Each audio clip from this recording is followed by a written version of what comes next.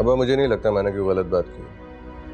लड़का हो या लड़की, उन्हें अपने पसंद से अपनी ज़िंदगी गुजारने का, शादी करने का पूरा पूरा हक है और हमारा मजहब इस चीज़ की इजाज़त देता है। क्या गलत कहा मैंने? जिसके लिए तो मेरा दिल नरम करने की कोशिश कर रहे हो,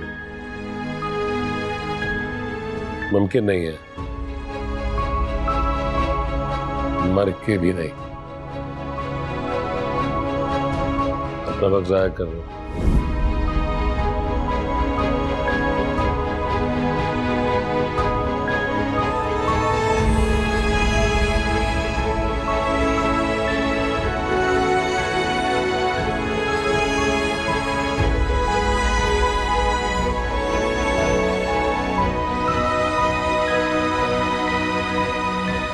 ध्यान से।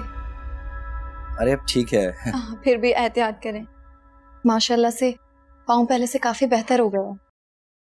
हाँ शुक्र अल्हम्दुलिल्लाह, वरना मुझे तो लगने लगा था कि मैं बिल्कुल ही माजूर हो गया हूँ। कमरे से 2 कदम बाहर नहीं निकाल सकता था।